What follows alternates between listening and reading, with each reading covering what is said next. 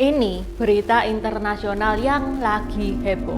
NATO nuduh Tiongkok membantu Rusia dalam perang antara Rusia dan Ukraina. Ini diem-diem gak ada hujan, gak ada angin, tiba-tiba kok nyenggol Tiongkok itu apa-apaan toh?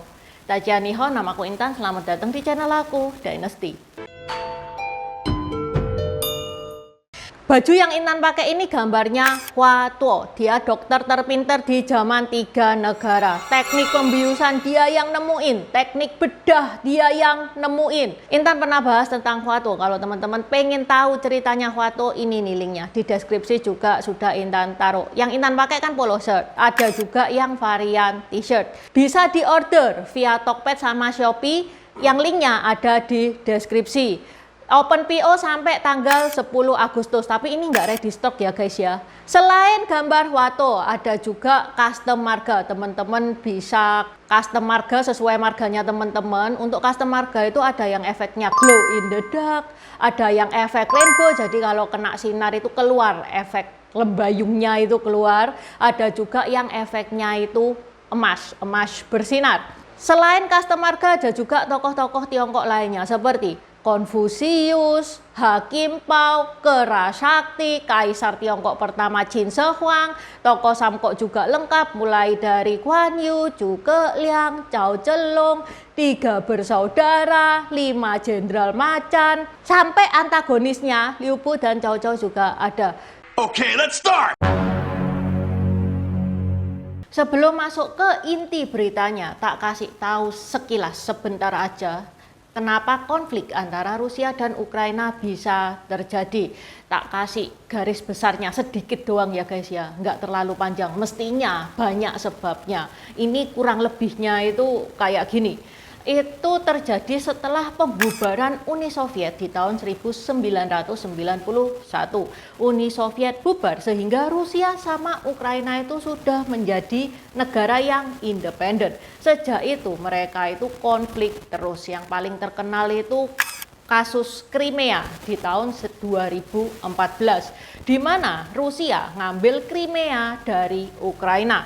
Intan pakai ngambil ya guys ya, daripada Intan pakai aneksisasi. Nanti teman-teman banyak yang bingung aneksisasi itu apa. Wis tak kasih bahasa gampangnya aja. Pas itu Rusia bilang, oh masyarakat Crimea itu loh aslinya kepengen jadi bagian dari Rusia kok. Ngomongnya kayak gitu. Nah, terakhir di tahun 2022 mereka ada konflik lagi. Konfliknya itu ya banyak konflik. Salah satu penyebabnya adalah keinginan Ukraina untuk masuk menjadi NATO. Rusia ndak setuju dong. Lah Rusia batin sebelum masuk ke NATO tak sikat aja sekarang. Soalnya gini guys, Rusia sama Ukraina di atas kertas itu ya pasti unggulan Rusia. Tapi kalau Ukraina join NATO, yang mendukung dia sekian banyak ya habis dong Rusia. Jadi sebelum join NATO ya tak sikat aja, makanya terjadi meledaklah itu pertikaian di tahun 2022. Kurang lebih kayak gitu. Tapi di sini statusnya Tiongkok itu netral, meskipun Tiongkok itu sohiban, plek-plekan sama Rusia.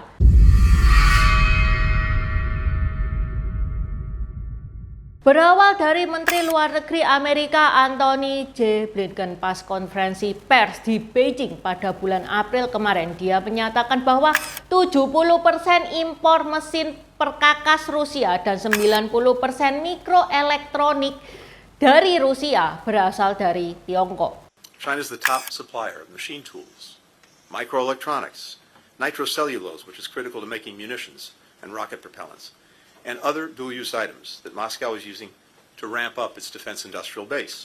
Kemudian pada tanggal 10 Juli kemarin, NATO dalam rangka ulang tahunnya yang ke-75 di Washington, Sekretaris Jenderal NATO Jens Stoltenberg menuduh Tiongkok memperkeruh situasi antara Rusia dan Ukraina dengan mendukung Rusia nyerang Ukraina dengan memasok komponen-komponen bahan peralatan yang mendukung Rusia untuk nyerang Ukraina. Jadi yang dikirim itu bukan barang jadi ya guys ya, bahan bakunya yang dikirim ke Rusia. Bahkan per anggota NATO mencap Beijing sebagai pihak yang menentukan terjadinya perang antara Rusia dan Ukraina. Nah lo, kalau Beijing bilang hajar itu langsung terjadi perang, itu katanya NATO. Sehebat itukah Beijing?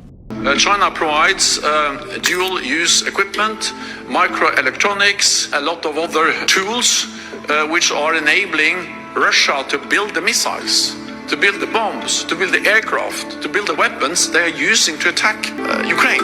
China has become a decisive enabler of Russia's war against Ukraine, and China's support increases the threat Russia poses to Euro-Atlantic security. Allies have stated clearly that China cannot enable the largest conflict in Europe in recent history without this negatively impacting their interest and. Ngapain coba di acara ulang tahun ngebahas dua negara ini? Dua negara ini bukan anggota NATO loh. Buat teman-teman yang nggak tahu apa toh itu NATO. NATO itu singkatan dari North Atlantic Treaty Organization. Itu aliansi internasional yang terdiri dari 32 negara yang mostly adalah negara-negara di Eropa dan Amerika Utara.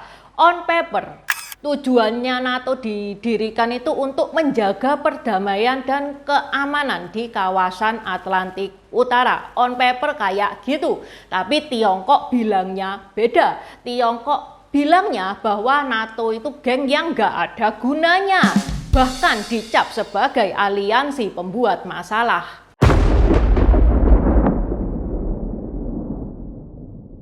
Tiongkok marah dong, Tiongkok itu mengutuk keras pernyataan provokatif yang tidak berdasar seperti ini yang dibuat oleh Sekretaris Jenderal NATO terhadap Tiongkok. Ngedengar berita ini, juru bicara Menteri Luar Negeri Tiongkok Lin Jian mengatakan bahwa tuduhan NATO itu tidak masuk akal dan memiliki niat yang buruk. NATO, kamu itu jangan menciptakan onar kayak gini, menciptakan kekacauan kayak gini, provok-provok kayak gini. Alasanmu ini tidak berdasar loh, alasanmu ini fitnah. 在乌克兰问题上，北约鼓吹中国责任毫无道理，用心险恶。中国在乌克兰问题上的客观公正立场和发挥的建设性作用得到国际社会广泛认同。北约在没有任何证据的情况下，持续散布美国捏造的虚假信息，公然抹黑中方，挑拨中欧关系，破坏中欧合作。 Lin Jian juga meminta Sekretaris Jenderal NATO Jens Stoltenberg untuk melihat dunia melalui sudut pandang yang objektif dan berhenti untuk saling serang, melakukan hal-hal yang benar-benar kondusif bagi perdamaian dunia. Ini ya, situasi sudah panas. Yang namanya api ya jangan disiram pakai minyak dong, disiramnya pakai air. Tiongkok itu sangat mendukung perdamaian yang terjadi di antara Rusia dan Ukraina. Tiongkok bukan pencipta krisis Rusia dan Ukraina. Masa toh mereka berdua yang mau perang terus Tiongkok yang ngejadwalin, perang tanggal segini. Ya kan nggak mungkin. Posisinya Tiongkok itu terbuka dan jujur. Tiongkok secara tegas mengatakan bahwa dia tidak mengirim bantuan senjata ke kedua belah pihak. Tidak seperti Amerika dan negara-negara barat lainnya. Pernyataan ini diperkuat dengan undangan Tiongkok kepada Ukraina yang ditanggapi dengan datangnya Menteri Luar Negeri Ukraina Dmytro Kuleba ke Tiongkok pada tanggal 23 Juli kemarin. Menteri Luar Negeri Tiongkok Wang Yi itu menyambut Kuleba dan berdiskusilah mereka mengenai krisis yang terjadi di antara Rusia dan Ukraina. Kuleba ini batin, Tiongkok ini kan sekutu terpentingnya Rusia dan Tiongkok posisinya adalah netral. Siapa tahu Tiongkok itu bisa bantu untuk nengahi. Kuleba itu juga meyakinkan Tiongkok bahwa bila tidak terjadi pertempuran di antara mereka, Kuleba yakin ini juga menguntungkan Tiongkok dan Tiongkok bersedia loh menjadi mediator antara Rusia dan Ukraina. Presiden Ukraina Volodymyr Zelensky juga mengatakan Tiongkok sudah mengirim sinyal jelas bahwa dia tidak akan memasok senjata ke Rusia. Закордонних справ Дмитро Кулеба який цими днями із візитом в Китаї провів перемовини зі своїм колегою від українського посадовця на такому рівні вперше за багато років. І сигнал, що Китай підтримує територіальну цілісність та суверенітет України. А також було підтверджено і те, що мені говорив лідер Китаю Сі Цзіньпін.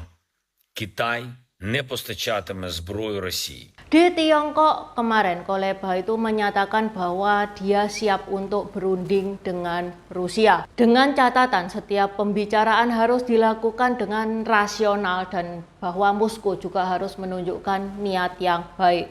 Juru bicara Menteri Luar Negeri Tiongkok Mao Ning mengatakan bahwa Tiongkok itu peduli dengan situasi kemanusiaan yang terjadi di dunia, termasuk yang terjadi pada Rusia dan Ukraina. Mao Ning itu mendukung upaya yang kondusif bagi perdamaian dunia supaya tidak terjadi pertikaian, pertempuran. Dan Tiongkok berusaha untuk melanjutkan perundingan damai bagi kedua belah pihak. 希望共同落实好两国元首的重要共识，夯实政治互信。中方为促进和平、维护国际秩序所发挥的积极建设性作用，无妨并准备同俄方开展对话谈判。当然，谈判应当是理智和有实质意义的。 FYI ya guys ya, Tiongkok itu punya citra yang baik dalam perdamaian global. Pada bulan Maret tahun 2023, Tiongkok itu berhasil memulihkan persahabatan antara Arab dan Iran yang sudah terputus selama 6 tahun. Sebelumnya, Tiongkok juga berhasil mendamaikan dua fraksi yang bertikai lama di Palestina, yaitu Hamas dan Fatah. Pada tanggal 12 Juli, berarti 2 hari setelah NATO nuduh Tiongkok sebagai pemasok gitu ya. Tiongkok dan Rusia mengadakan latihan militer bersama. Nah loh, banyak yang bilang ya bahwa ini Tiongkok lagi manas-manasi NATO. Tapi bukan guys, ini latihan yang sudah diagendakan jauh-jauh hari sebelumnya. Yang mana ini latihan, ya latihan persahabatan. Mereka kan deket ya, Rusia dan Tiongkok kan deket. Ini nggak ada hubungannya sama NATO, nggak ada hubungannya sama Ukraina. Ini bukan latihan untuk melawan Ukraina. Ya semoga ketegangan ini itu bisa diselesaikan dengan baik. Oke, sampai di sini dulu bahasan Intan hari ini. Semoga bermanfaat dan terima kasih sudah menonton. Buat subscriber baru, selamat datang. Terima kasih sudah menonton videonya Intan sampai habis. Intan sarankan buat teman-teman yang baru bergabung untuk nonton videonya Intan tentang pergantian dari dynasty ke dynasty. Ini nih videonya. Di deskripsi juga sudah Intan taruh karena di video pergantian dynasty itu adalah basic dari semua videonya Intan. Itu yang pertama. Yang kedua, video pergantian dari dynasty ke dynasty ini bakal sangat membantu teman-teman kalau misalkan teman-teman itu nonton film-film Tiongkok yang kuno-kuno itu bakal sangat membantu banget karena film-film Tiongkok itu nggak menceritakan secara jelas background kayak gimana. Terima kasih udah nonton channel ini sampai habis. Dukung aku terus berkarya dengan klik subscribe dan bunyikan lonceng di bawah ya guys.